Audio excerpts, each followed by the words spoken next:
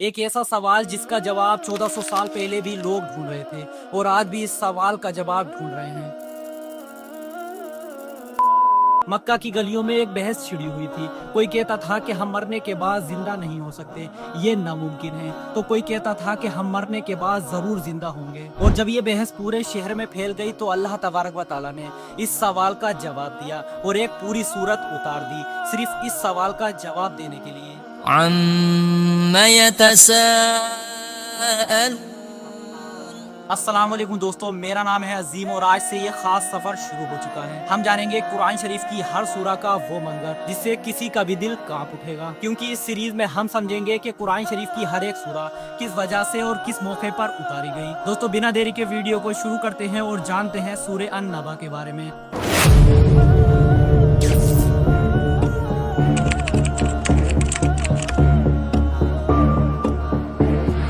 مکہ میں اس وقت ہمارے نبی کریم صلی اللہ علیہ وسلم ایک ایسی بات بتا رہے تھے جو لوگوں کے لیے ہضم کرنا مشکل تھی۔ تم مرو گے، مٹی بن جاؤ گے، ہڈیاں تک گل جائیں گی اور پھر ایک دن دوبارہ اٹھائے جاؤ گے۔ ذرا سوچئے، اگر آج کوئی تم سے یہ کہے کہ تم مرنے کے بعد دوبارہ سے زندہ کیے جاؤ گے تو آپ کا پہلا ری ایکشن کیا ہوگا؟ ایسا ہی ری ایکشن تھا اس وقت مکہ کے لوگوں کا۔ کچھ لوگوں نے تو مان لیا، لیکن زیادہ تر لوگوں نے ان کا مذاق اڑایا اور کہا کہ یہ ناممکن ہے، ایسا کیسے ہو سکتا ہے؟ اور یہ بات اتنی پھیل گئی کہ ہر گھر، ہر بازار، ہر مجلس میں یہی چرچا تھی۔ لوگ آپس میں الجھ رہے تھے اور یہی چرچا کر رہے تھے۔ کوئی تو ہاں کہہ دیتا تھا اور کوئی نہ، اور ٹھیک اسی وقت اللہ تبارک و تعالیٰ نے ایک سورت اتار دی۔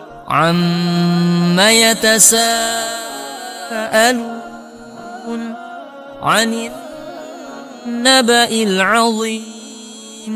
تم لوگ آپس میں کس چیز کے بارے میں پوچھ تاچھ کر رہے ہو؟ اس کے بارے میں جس پر تمہارا اختلاف ہے۔ یعنی اللہ تبارک و تعالیٰ سیدھے کہہ رہا تھا کہ تم کس چیز کے بارے میں الجھ رہے ہو، میں اس کا جواب تمہیں خود دیتا ہوں۔ اور پھر اللہ تبارک و تعالیٰ نے ایک ایک کر کے اپنی نشانیاں گنانا شروع کر دی، اور یہی یہ سورت تمہارے دماغ کو جھنجھوڑ کر رکھ دے گی۔ اللہ تبارک و تعالیٰ اس سورت میں فرماتا ہے، میں نے زمین کو تمہارے لیے بچھونا بنایا، پہاڑوں کو میغ کی طرح گاڑ دیا تاکہ زمین ہلے نہیں، تمہیں جوڑوں میں پیدا کیا، نیند کو تمہارے لیے آرام بنایا، رات کو چادر، دن کو روزی کمانے کا ذریعہ بنا دیا۔ اور پھر ایک جاندار سوال یہ آتا ہے کہ جو اتنی بڑی کائنات بنا سکتا ہے، کیا اس کے لیے تمہیں دوبارہ زندہ کرنا کوئی مشکل بات ہے؟ ذرا اس سوال پر ایک پل رک کر سوچئے۔ اب یہ سورت یہاں سے آگے بڑھتی ہے اور منظر بدل جاتا ہے، ڈراونا ہو جاتا ہے۔ اس سورت میں اللہ آگے فرماتا ہے، سور پھونکا جائے گا، پہاڑ ایسے اڑیں گے جیسے روئی کے گچھے، آسمان دروازوں کی طرح پھٹ جائے گا،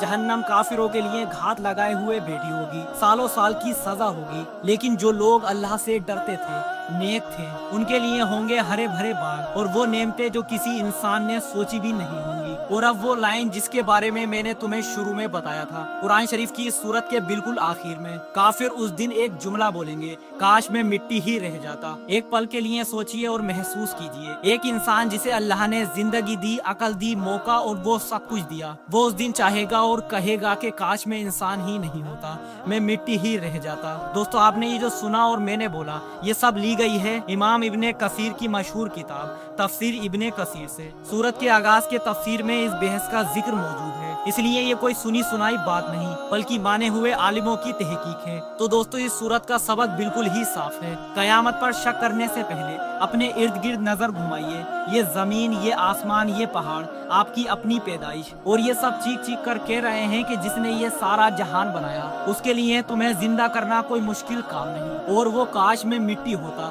یہ لائن بھولنا مت، کیونکہ آج کے دن وہ موقع ہے جو اس دن نہیں ملے گا۔ دوستو اگر یہ ویڈیو اچھی لگی ہو، یہ سبق اچھا لگا ہو، تو اس ویڈیو کو زیادہ سے زیادہ لوگوں تک شیئر ضرور کر دینا، تاکہ ہر انسان اس سبق کو جان سکے اور اپنی زندگی بدلنے کی کوشش کر سکے۔ خدا حافظ، ملتے ہیں دوسری ویڈیو میں۔